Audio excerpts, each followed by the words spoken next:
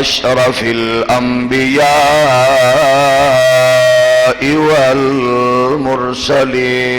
والمرسلين وعلى الملائكة المقربين وعلى عباد الله الصالحين.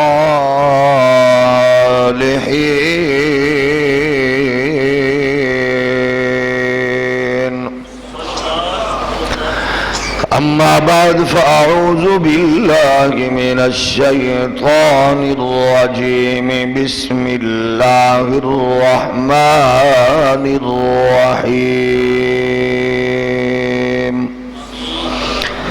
إلا تنصروه فقد نصره الله إذ أخرجه الذين كفروا ثاني اثنين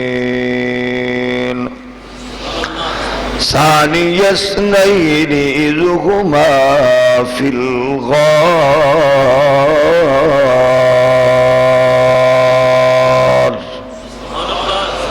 إذ يقول لصاحبه لا تحزن إن الله معنا. آمنت بالله صدق الله مولانا العظيم. الصلاة والسلام عليك يا سيدي يا رسول الله وعلى آلك وأصحابك يا نعمة الله. اللہ جل مجدہ الکریم کی حمد و ثنا، حضور سراپا نور، رحمت کونین، فخر آدم و بنی آدم، امام الانبیاء، شفیع روز جزا، احمد مجتبی حضرت محمد مصطفیٰ صلی اللہ تعالی علیہ وآلہ واصحابہ وبارک وسلم. آپ کی بارگاہ ناز میں بے حد و حساب درود و سلام. اللہ کریم کے حضور دعا ہے رب ذوالجلال ہمیں حق کہنے، ہم سب کو اس پر عمل پیرا رہنے کی توفیق نصیب فرمائے. گرامی قدر دوستوں اور بزرگوں، دنیا میں بہت سے لوگوں کو اپنے مخلص دوستوں کی دوستی پہ فخر ہوتا ہے. دوست ایک ایسا انمول ہیرا ہے کہ جو انسان دل کی بات کہہ دیتا ہے. دوست کبھی تسلی دیتا ہے، دوست کی گفتگو سے اطمینان ہوتا ہے. دوست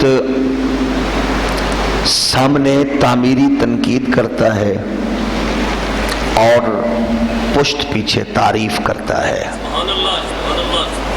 دوست وہ ہوتا ہے جس سے عزت، گھر، غیرت، حمیت سب کچھ محفوظ ہو.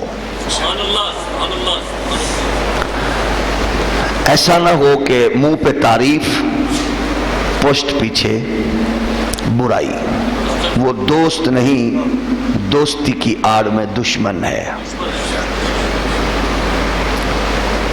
نادان دوست سے بھی اللہ لوگوں کو محفوظ رکھے. دوست کا سمجھدار ہونا، اسی لیے دوستی انسان کو چن کے کرنی چاہیے، سوچ کے. بزرگ فرماتے ہیں جب کسی کو دوست بناؤ تو سب سے پہلے یہ سوچو کہ وہ تمہارا دنیا میں فائدے کی بجائے کہ یہ قبر میں، حشر میں فائدہ دے سکتا ہے. مطلب تم مرو تو وہ دعاؤں میں شریک رکھے گا، زندگی میں تمہارا مشکلات میں تمہارا ساتھی بنے گا، اور حشر کے دن اس کی قربت تمہیں کیا فائدہ دے سکتی ہے. مثلا وہ صوفی ہے، وہ پیر ہے، وہ عالم ہے، وہ حلال کمانے کھانے والا ہے، وہ مخلوق خدا سے محبت کر کے اللہ کو راضی کرنے والا ہے، یعنی اس کی زندگی ایسی ہو جو شریعت اور دین کے مطابق ہو، تو اس کے مطابق پھر وہ عقبہ میں فائدہ دے سکتا ہے۔ تو ایسی دوستی پہ انسان کو دوست کے لیے کوشش بھی کرنی چاہیے۔ مالدار دوست نہ بنایا کرو، دیندار دوست بنایا کرو۔ وہ شاید میاں صاحب سے منسوب ہے کہ چنگے بندے دی صحبت یارو، وانگ دکان اتارا۔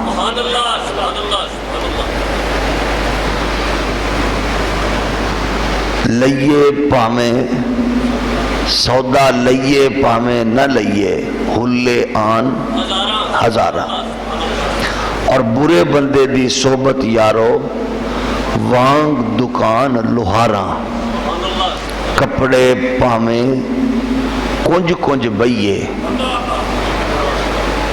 چنگا آن ہزارہ۔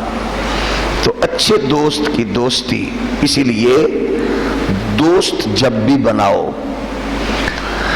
وہ اس کے علم، اس کے کریکٹر اور اس کی سیرت کو سامنے ضرور رکھو۔ پھر دوست کی ایک حد ہوتی ہے، اس سے غیرت، حمیت، یہ سارے معاملات، اس کا جو اصل آپ کے ساتھ، آپ کے پاس بیٹھنے اٹھنے گھر میں جائے تو اس کی نگاہ سے آپ کا خاندان محفوظ ہو، وہ دوست ہے۔ یعنی آپ کے گھر جائے تو آپ کا خاندان دوستی پر خود رسول خدا ناز فرماتے ہیں۔ وہ دوست دوستی کی مثال اور نظیر بن گیا، اپنے بیگانے سب معترف ہو گئے۔ اس دوست کا نام ہے صدیق اکبر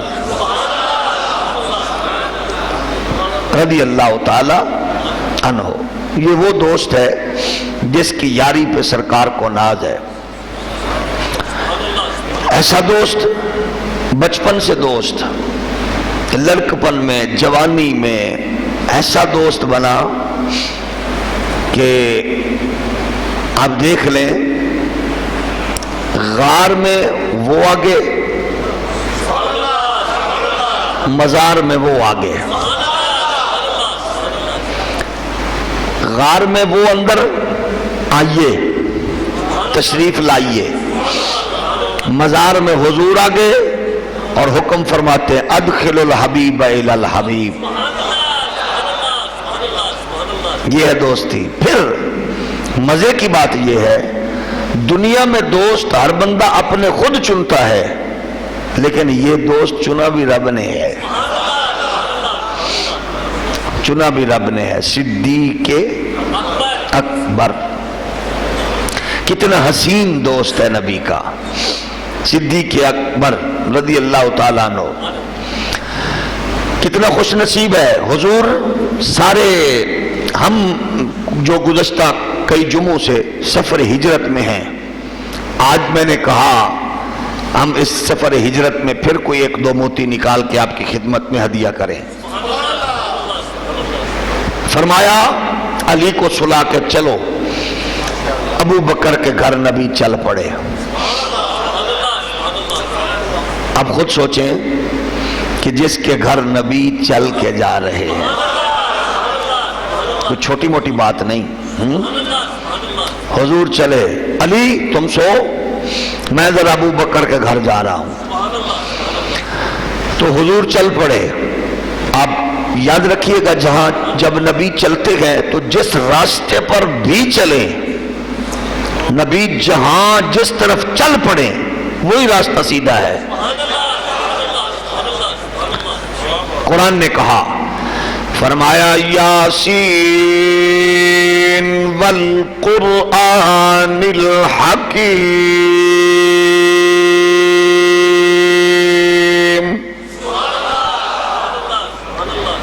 انک لمن المرسلین علی صراط مستقیم. جس راستے پر نبی وہی راستہ سیدھا، نبی والا راستہ سیدھا، جس پہ چلے وہی سیدھا، جہاں چلے وہ سیدھا. آج قرآن کہہ رہا ہے نبی جس پر جا رہے ہیں یہی سیدھا راستہ ہے. مصطفیٰ کے قدم لگے تو راستے سیدھے ہو جاتے ہیں، رابطے سیدھے ہو جاتے ہیں. فرمایا اگر کائنات میں کوئی مسلمان پوچھے سیدھا راستہ کون سا ہے، اس کو بتا دینا جو ابو بکر کے گھر کی طرف سے ہو کے آئے وہی سیدھا راستہ ہے.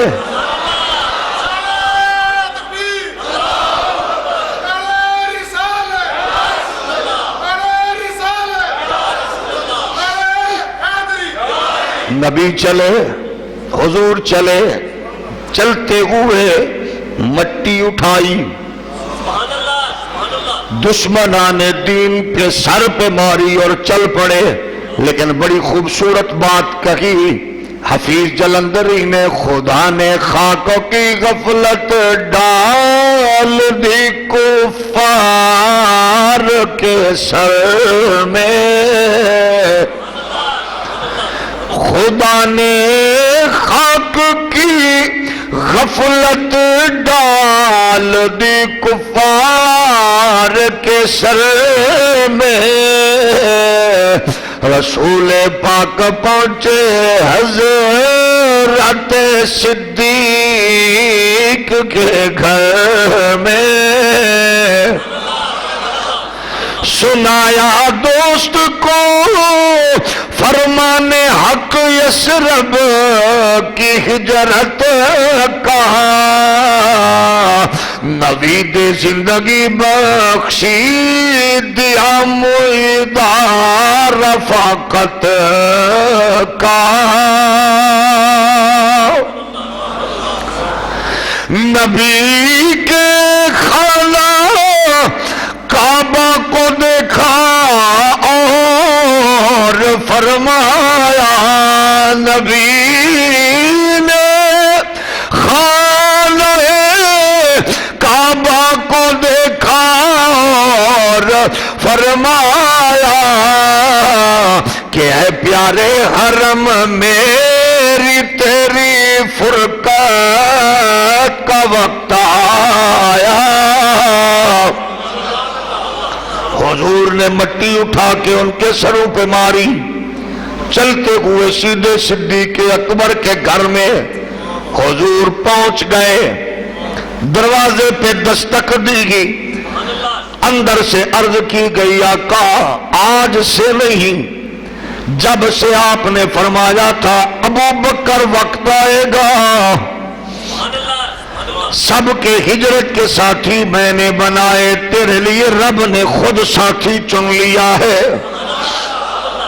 ابو بکر فرماتے گئے تب سے میں دروازے کھول کے منتظر رہتا، پتہ نہیں کون سا وہ دن گئے جس دن میرے مقدر کا ستارہ چمک اٹھے، 1.25 لاکھ نبیوں کا امام میرے گھر میں جلوہ گر ہو جائے.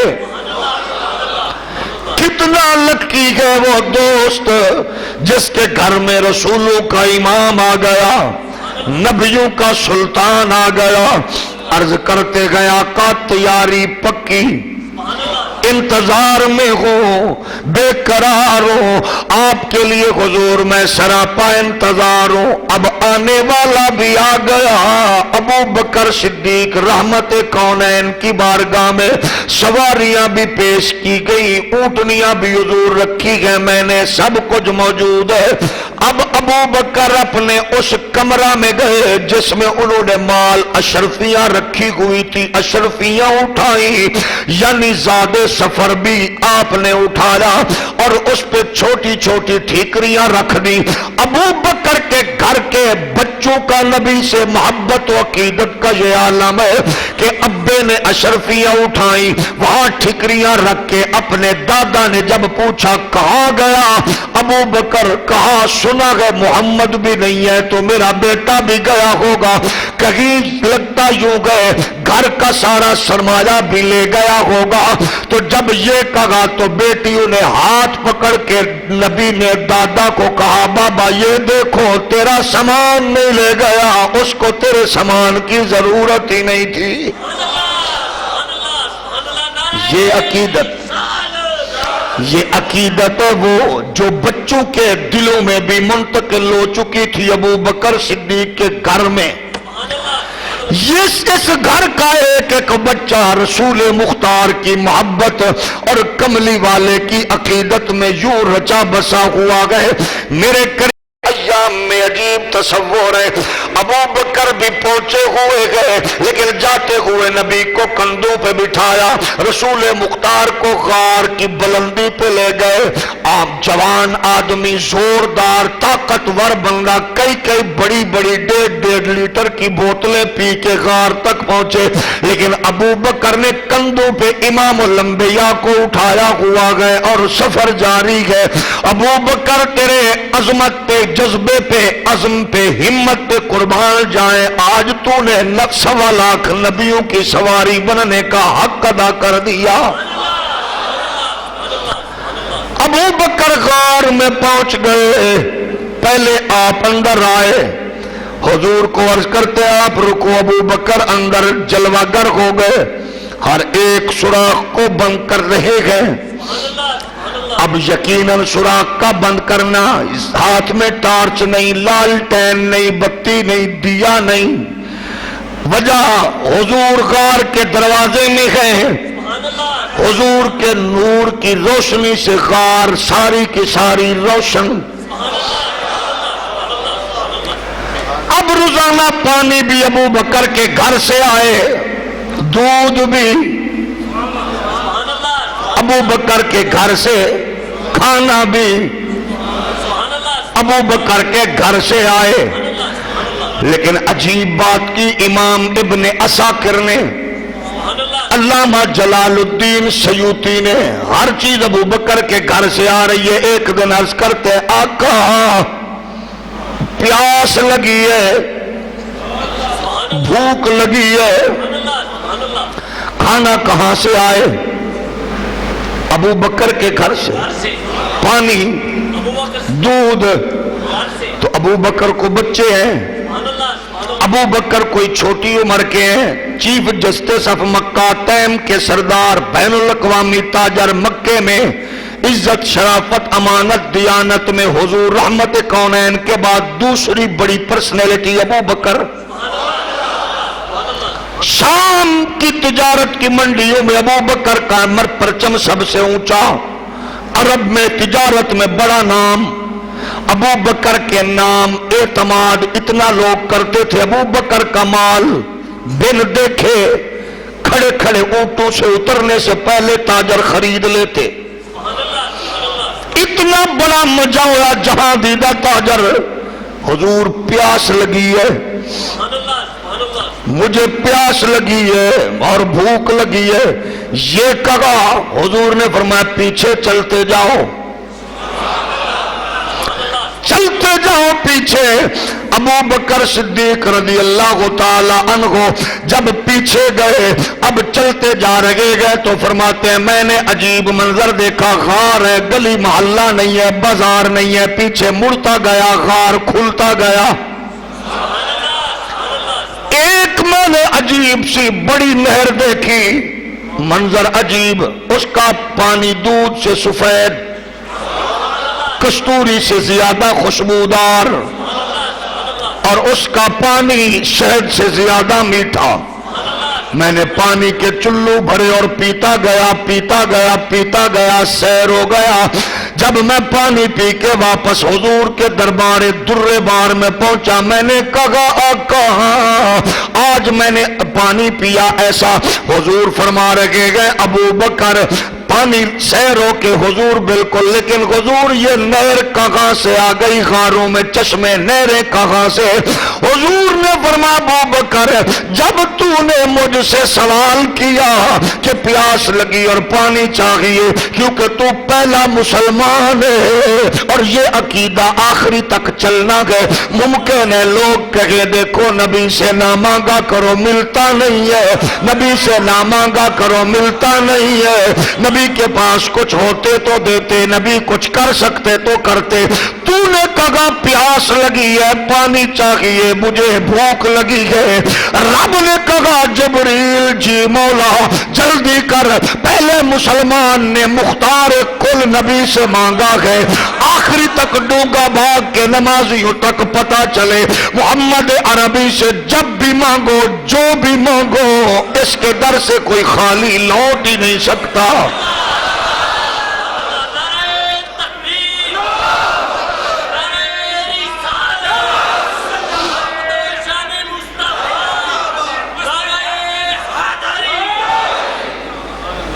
اس کے در سے کوئی خالی جا ہی نہیں سکتا۔ تو نے مانگا پانی، اللہ نے جبریل کو حکم کیا جنت کی نہر کا کنیکشن غاروں میں کر دو تاکہ آنے والے مورخ کو پتا لگے کہ مصطفیٰ کے دروازے سے کوئی خالی جا سکتا ہی نہیں۔ تو پھر بریلی کے سلطان کا حق بنتا ہے وہ یہ کہے کون دیتا ہے دینے کو،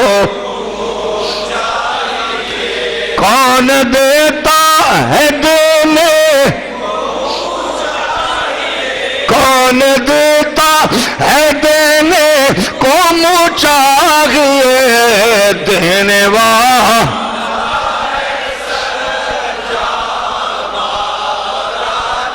اپنے مولا کا پیارا ہمارا نبی دونوں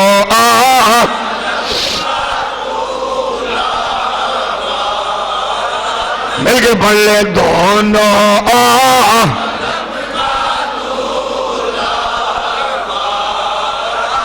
اب ڈونگا باغ میں آنے والوں اللہ تمہارے گھروں کی، کاروبار کی، بچوں کی، اولاد کی حفاظت فرمائے اور ڈھیروں برکتوں سے قدم قدم پر آپ کو نوازے۔ قسم ہے اللہ کی کبریائی کی، ڈونگا باغ میں بازاروں، فنکاروں، دکانداروں والا عقیدہ نہیں ملتا، مصطفیٰ کے یاروں والے عقیدے کی روشنی ملتی ہے۔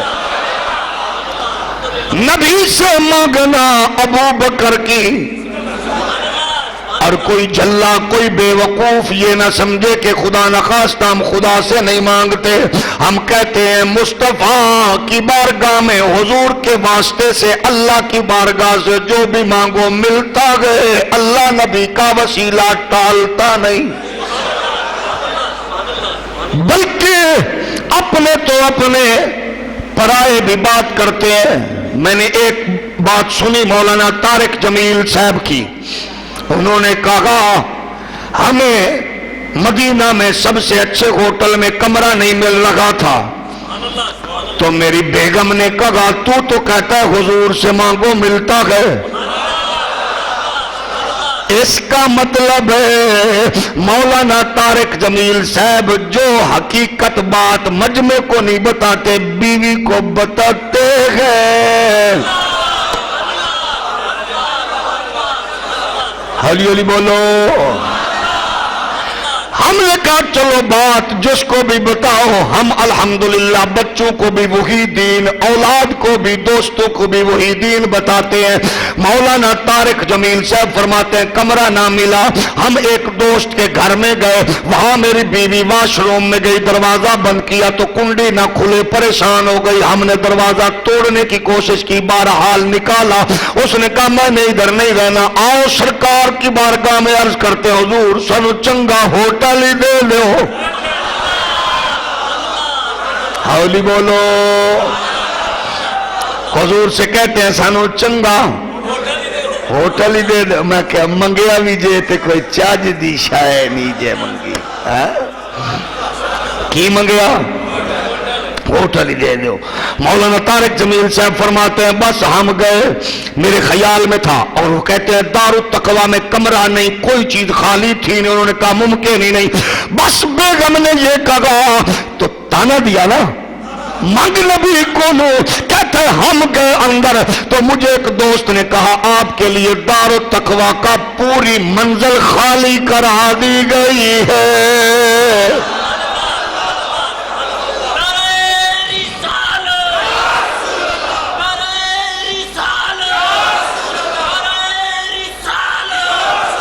کون دے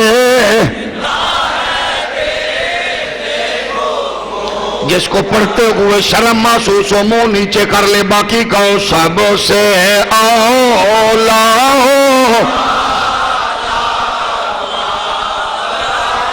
کون دیتا ہے دینے کو منہ چاہیے دینے والا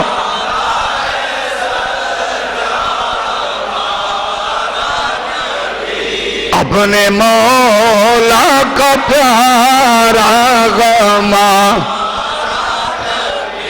اللہ کی قسم ہے ہم کہتے ہیں مانگو, اللہ اپنے کرم فضل سے نوازتا ہے اسی کو جو نبی کے در پہ آتا ہے. مصطفیٰ کی دلیل سے بھی مانگو, اللہ اپنے کرم فضل سے نبی کے صدقے. قرآن کہتا ہے لا وجد اللہ, اللہ کو پالو گے, تواب الرحیم, تواب بھی رحیم بھی, لیکن کہاں مصطفیٰ کے در پہ. میرے کریم آقا علیہ السلام کے غلام ابو بکر صدیق کتنی عظمت و رفعتوں کے حامل گئے, کملی والے کا وہ نوکر. اب دوسرا عقیدہ بھی سنیے, ابو بکر کی عظمت و رفعت اور کمال دیکھیے. ایک مرتبہ, اب یہ تو ابو بکر کا عقیدہ نبی سے مانگنے والا, اب ابو بکر کی بیٹی مومنوں کی اماں سیدہ صدیقہ کا عقیدہ بھی سنیے. مجھے نہیں پتا علم غیب کے بارے میں لوگوں کو کیا کیا پریشانیاں ہیں, ہدایت اللہ کے کام ہے.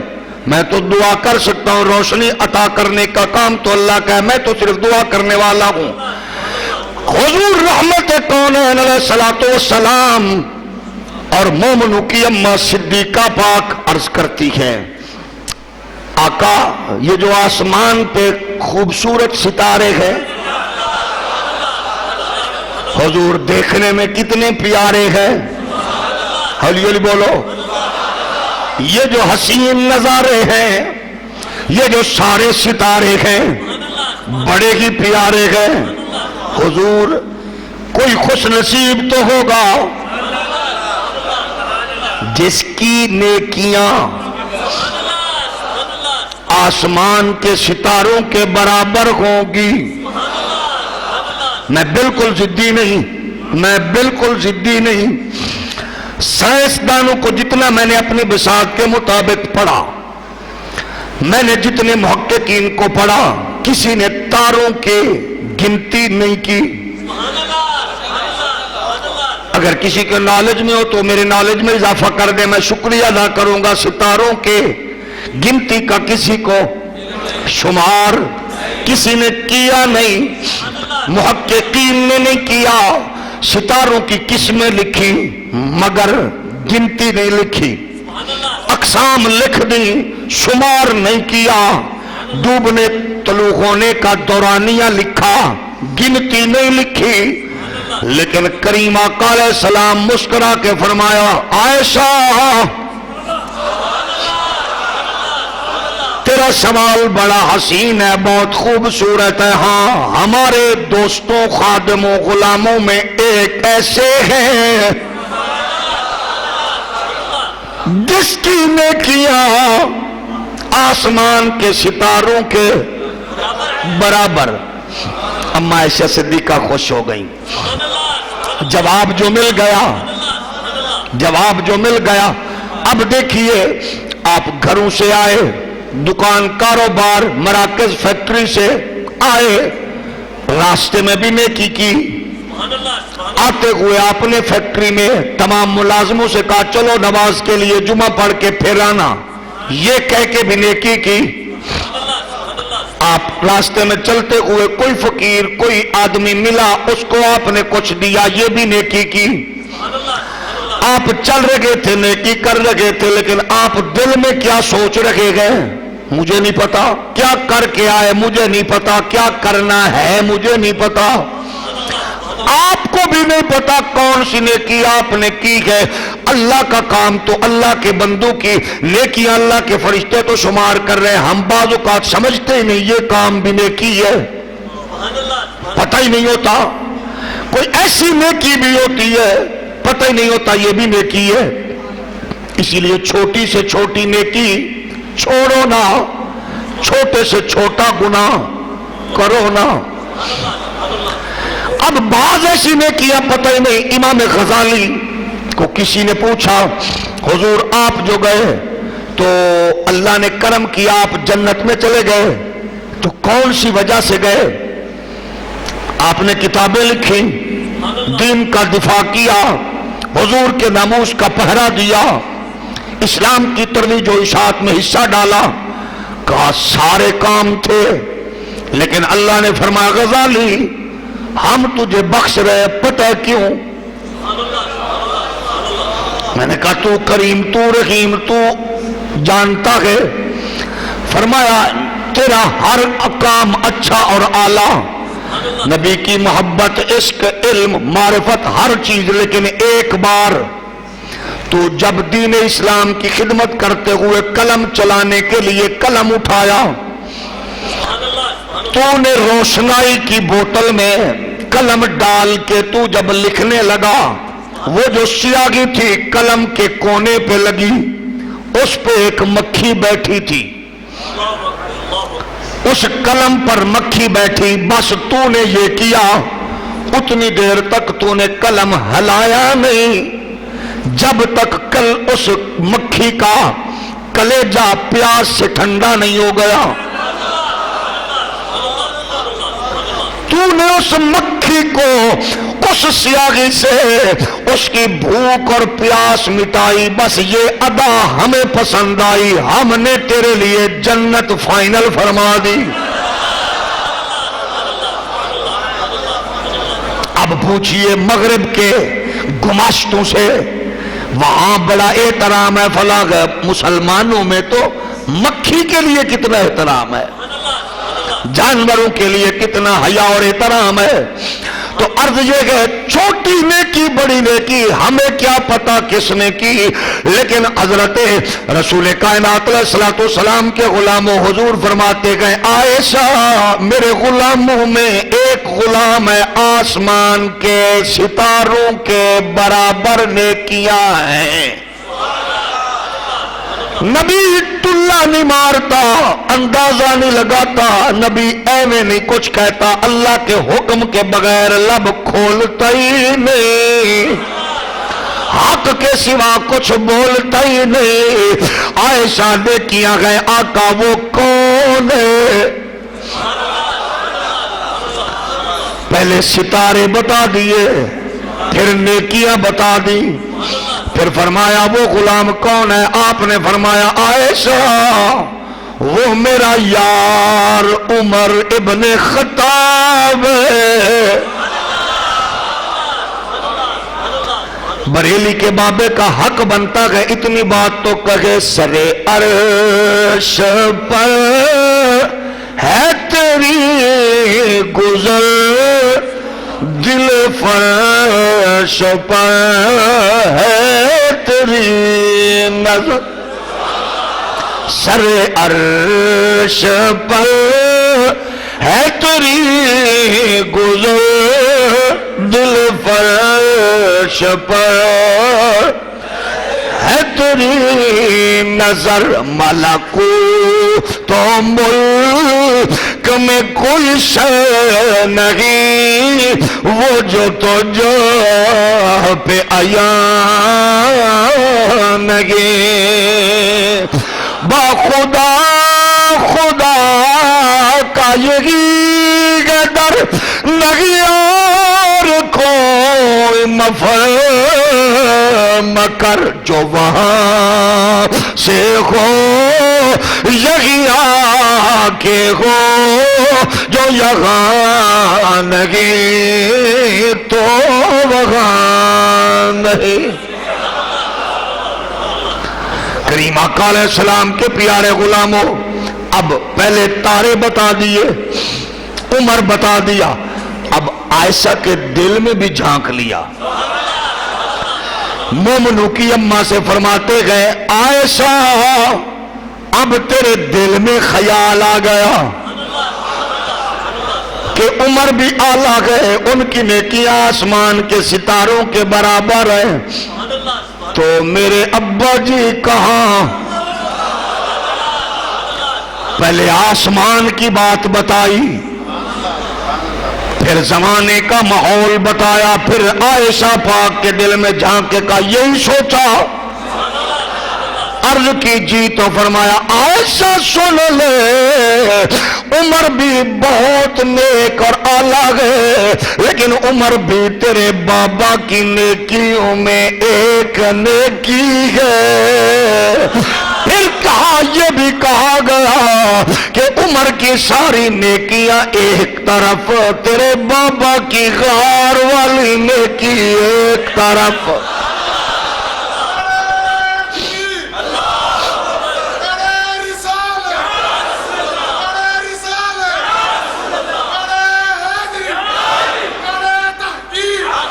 یہ عمر بھی کہتے ہوتے تھے مجھ سے کوئی ساری نیکیاں لے لے، ایک رات والی نیکی مجھے دے دے۔ کیا ابو بکر نے؟ حضور آئے، لیا ابو بکر نے جھولی میں، رات کا ٹائم ہے، دن کا ٹائم ہے، ابو بکر نے جھولی میں رکھا نبی کا سر،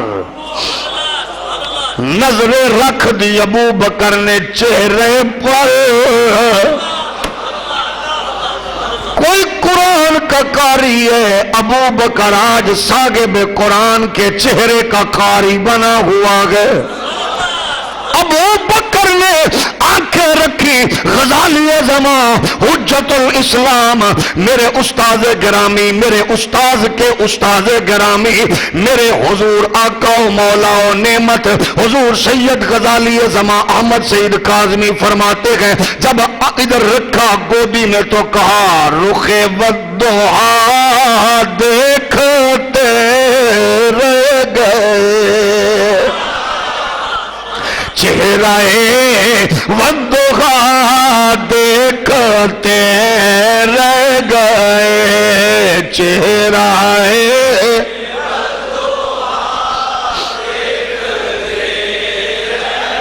مل کے بولیے، چہرہ والضحیٰ دیکھ۔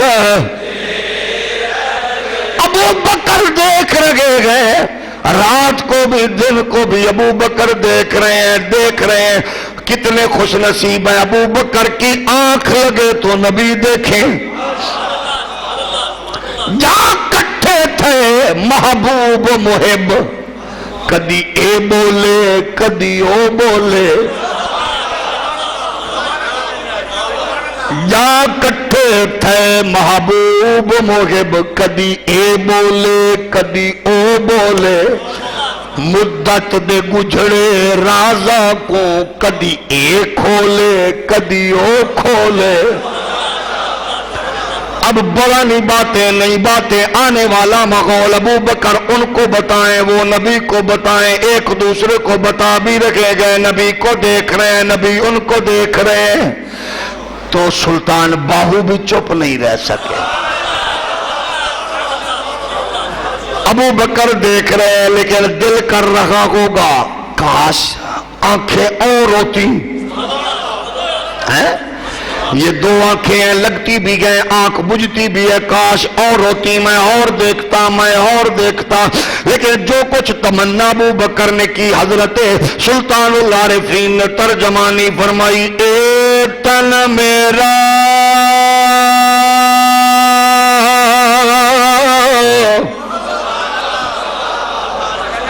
چشم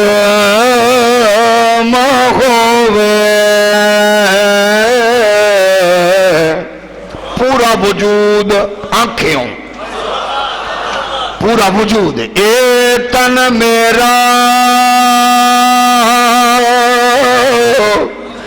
چشم ہووے تے مرشد ویکھ نہ رجا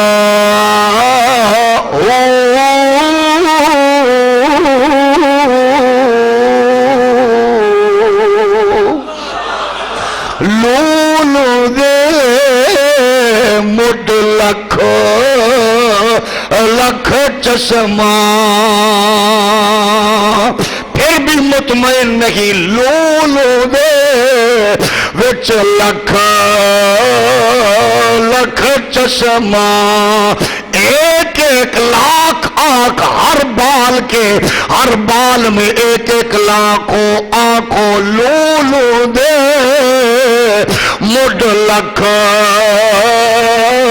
لکھ چشمہ اے سلطان باغو ایک لاکھ آنکھ کا تقاضا کیوں کر رکھا گئے؟ وہ کہتا ہے کیونکہ ابو بکر کی دو آنکھیں ہیں، وہ کہتا ہے کبھی دونوں کٹھی بند ہوتی ہے، لیکن اگر ہر بال کی اس میں ایک لاکھ ہو تو کم از کم ایک کھولوں ایک بند کروں، یار سے نگاہ ہٹ ہی نہ سکے۔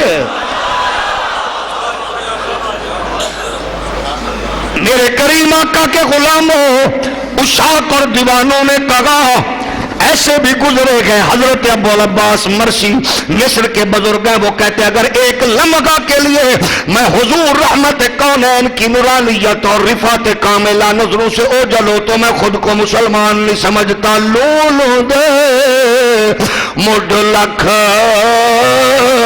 لکھ چشمہ ایک کھولا کجاں ہو اتنا ڈٹھیا اوے مینوں صبر نہ آوے، بار بار دیکھو 3 دن راتے اتنا ڈٹھیا مینوں صبر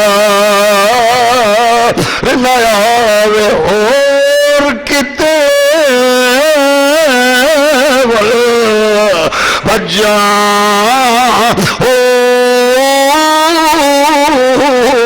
آگے ڈسیزن دیکھیے، فیصلہ سنیے۔ عارفوں کے سلطان نے چس کر دی، فرماتے ہیں بس مرشد دا دیدار ہے باہو، مرشد دا دیدار ہے باہو، مرشد دا دیدار ہے باہو، مینوں لکھ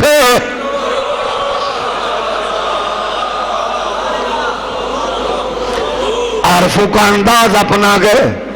ابو بکر صدیق رضی اللہ تعالی عنہ فرماتے گئے اب جب غار سے نکلنے لگے حضور رحمت کونین کے غلام ہو، لیکن غار میں میت مصطفیٰ کریم آقا نے کیا دی؟ جب لوگ آگے حضور فرماتے ہیں لا تحزن ان اللہ معنا، اے ابو بکر غم نہ کر، کیونکہ جو نبی کے ساتھ ہوتا ہے اللہ بھی اسی کے ساتھ ہے۔ نبی نے یہ نہیں کہا تو میرے ساتھ ہے تو اللہ تیرے ساتھ ہے، نبی فرماتے گئے ان اللہ معنا، اور جب تو نے اپنی ہستی کو مٹا کے میری مستی میں میری ہستی میں فنا کر دیا، اب پریشان نہ ہو، اللہ میرے ساتھ بھی ہے تیرے ساتھ بھی ہے، کیونکہ جب تو میں ایک ہے، جب ہم ایک ہے، تو نے اپنا سب کچھ فنا کر دیا تو اب ہم دو گئے، ہم سب پر اللہ ہمارے ساتھ ہے۔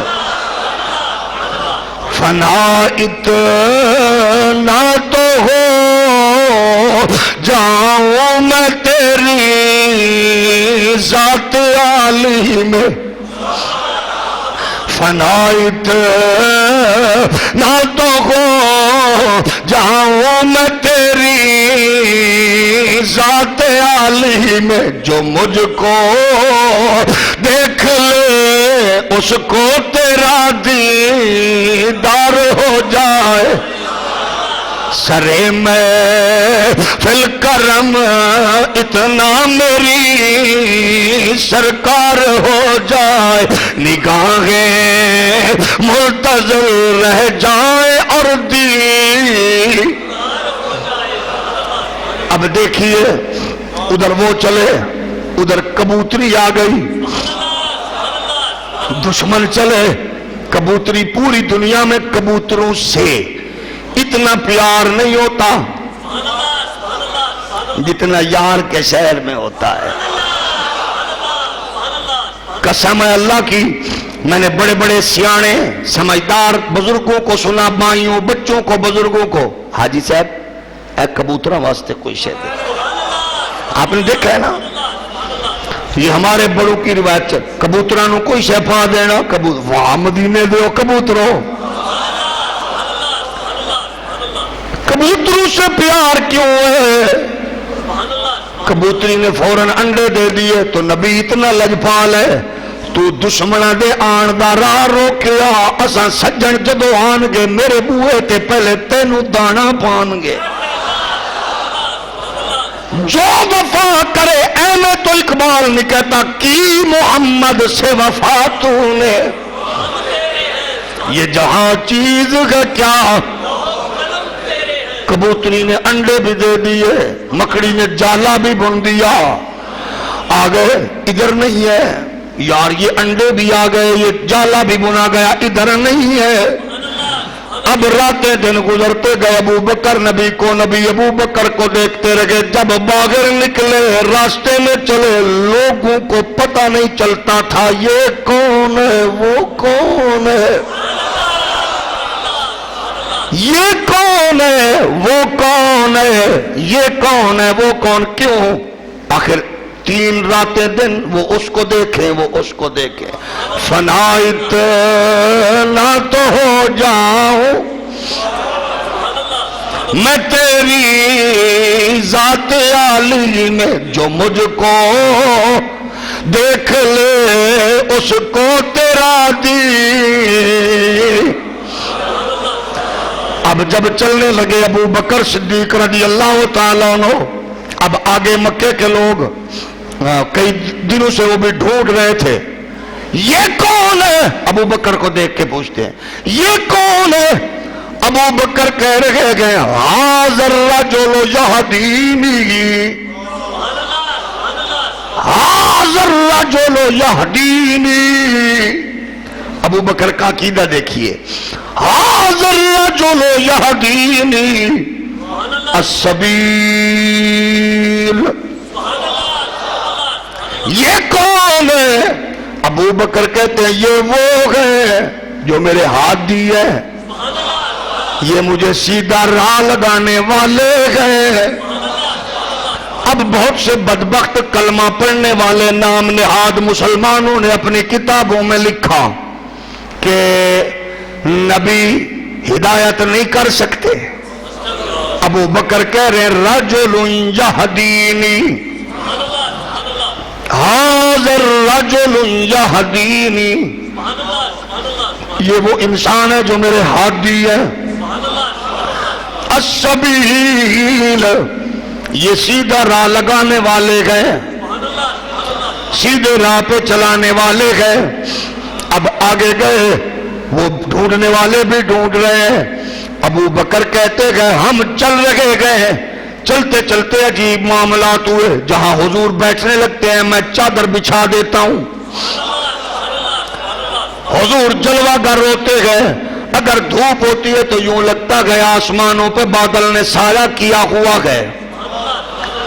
میں نے ہاتھ میں اپنا رومال اتارا، اس کو پنکھا بنا دیا، ان کو جلنے لگا تاکہ لوگوں کو پتہ لگے غلام کون ہے، امام کون ہے۔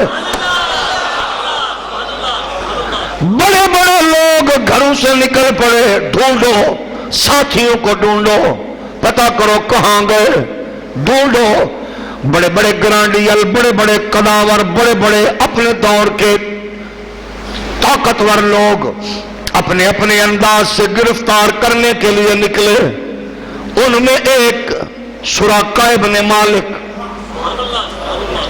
میں بھی چلا، میں نے دیکھا دو بندے جا رکھے گئے، میں نے زہر میں بجھی تلوار اٹھائی، ہاتھ میں لی، قریب سواری کے جا کے میں نے تلوار کھڑی کر کے حملہ کرنا چاہا، بس اچانک مصطفیٰ نے پیچھے دیکھ کے کہا یا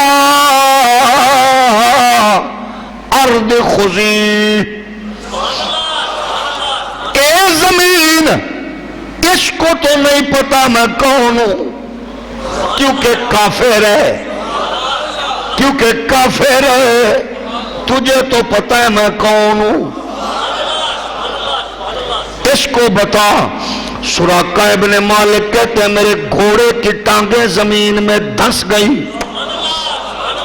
میں دائیں دیکھوں بائیں دیکھوں ہے کوئی مدد کرنے والا، اس کو کون چھڑائے جس کو محمد پکڑوائے صلی اللہ، محمد دے پکڑے چھڑا کوئی نہیں سکتا،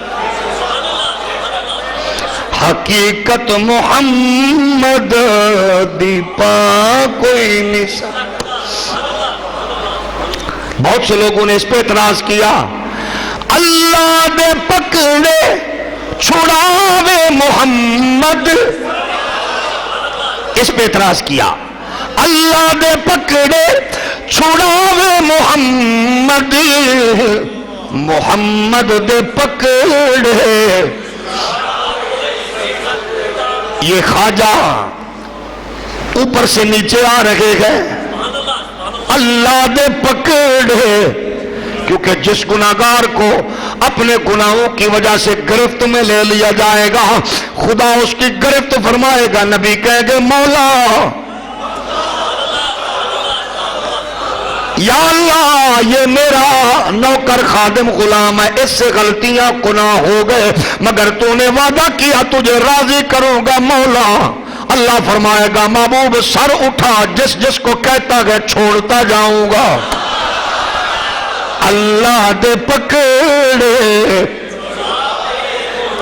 لیکن جس کو نبی پکڑے اس کے لیے کیا ہوتا ہے، کیونکہ نبی پکڑتا ہی اسی کو گئے جس کو خدا پکڑتا ہے۔ مصطفیٰ کریم علیہ السلام کے دشمن کو اللہ کیوں چھوڑے؟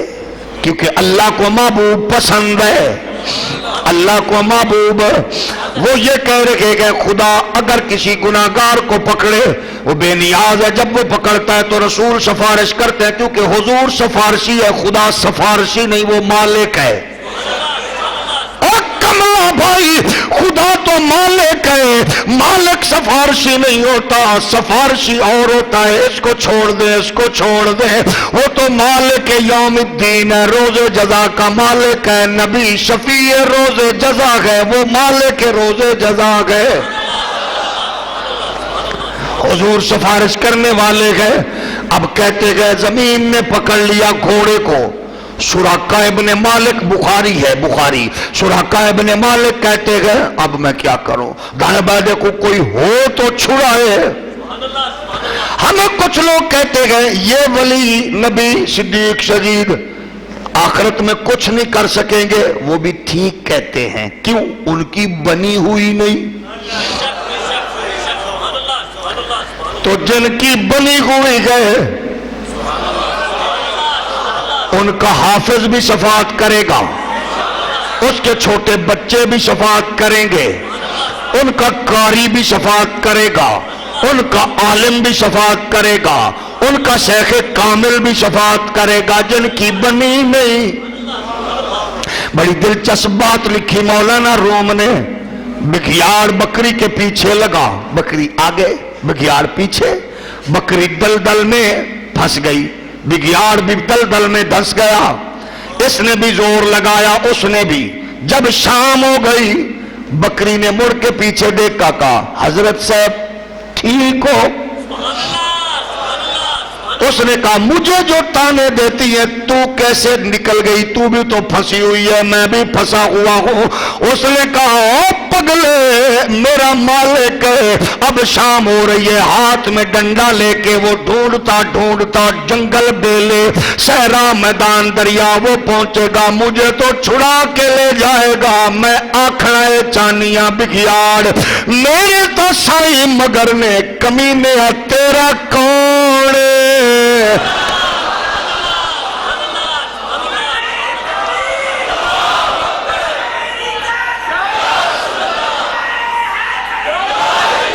ہم کہتے گئے ہو بگیاڑو، اور جو کہتے کوئی نہیں ہو بگیاڑو، بندے دے پتر بنو، بگیاڑ نہ بنو۔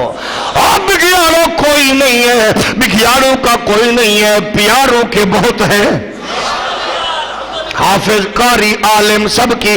میرے کریم آقا کے غلام، اس نے کہا میں نے تلوار روکی، پھر اس نے کہا پھر خیال آیا اچھا اگر حضور نے فرمایا جی شرکا، کہتا حضور قوم گندی، تربیت گندی، جماعت گندی، صحبت گندی، قربت گندی، سجڑ گندے، سوچ گندی، جماعت گندی۔ کیا کہہ رہے تھے؟ کچھ بھی نہیں کر سکتا، نبی کے پاس کچھ بھی نہیں ہے، اگر نبی کے پاس ہوتا تو جاتے کیوں؟ حضور سوچ گندی، جماعت، استاد، کلاس فیلو، تربیت گندی، لوگ گندے۔ انہوں نے کہا نبی کچھ نہیں کر سکتے۔ حضور ہون پتہ لگے تو اڈا تو زمین بھی کہنا نہیں ٹال دی۔ جس نے سوچ کے سبحان اللہ کہنا وہ گھر ضرور کہہ جا کے پیچھے مڑا۔ حضور نے فرمایا جا، زمین سے کہا چھوڑ دے، چھوڑا، پیچھے مڑا، پھر خیال آیا اے شرکا اگر کچھ کر سکتے رات کو کیوں نکلتے؟ چھپ کے کیوں نکلتے؟ کچھ نہیں کر سکتے۔ پھر آیا حملہ کرنے لگا، حضور نے فرمایا زمین 10 سے پھر پکڑا، عرض کرنے لگا حضور گندی سوچ آ گئی سی، ایویں نہیں مردے، کوئی پھٹ کے مرے، کوئی نمازیوں کو مار کے، کوئی ہاسپٹل کے مریضوں کو، کوئی سکول کے بچوں کو مار کے مرے، کیونکہ جماعت بھی گندی، ماں پیو بھی گندا، تربیت بھی گندی، مولوی بھی گندے، سوچ بھی گندی، مدرسے بھی گندے، تربیت بھی گندی، گندی سوچ ان کو اڑاتی گئے۔ قسم رب کی جس کا ماں باپ سوچ تربیت گندی ہوتی ہے، اس طرح کے بے ضمیر لوگ ہوتے ہیں، اور جن میں سوچ فکر اچھی ہوتی ہے ان میں علم الدین یا ممتاز قادری ہوتے ہیں۔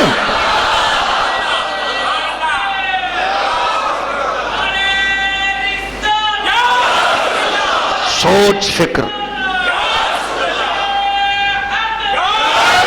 پھر چھوڑو، پھر پکڑو، ہاتھ میں تلوار لے کے پھر آگئے۔ فرمایا رکیا نے حضور 100 اونٹ کی قطار۔ اب میرے نبی نے یوں تلوار اٹھا، فرمایا سرکا تینوں اٹھان دی قطار نہیں سون دیں دی، میں تو تیرے ہاتھوں میں سونے کے کنگل دیکھ رہا ہوں۔ آگے کی بات بتا دی، کنگن دیکھ رہا ہوں۔ پھر سراقہ پہ دور آیا، عمر کے دور میں، ابو بکر کے دور میں بیمار ہوئے، عمر کے دور میں کہا مر جائے گا، سراقہ لڑکھڑاتے بدن سے اٹھ بیٹھے، خبردار میں نہیں مروں گا۔ کہا مر جائے گا، نہیں مروں گا، اگر مرنا ہے تو کنگن ڈالو۔